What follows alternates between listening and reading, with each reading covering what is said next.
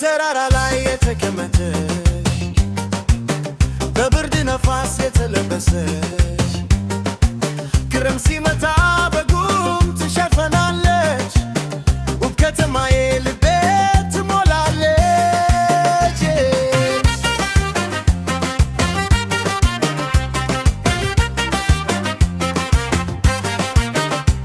ጌዶ ሆይ የኔ ከፍተኛ ተራራ ጉም ቢሸፈንሻት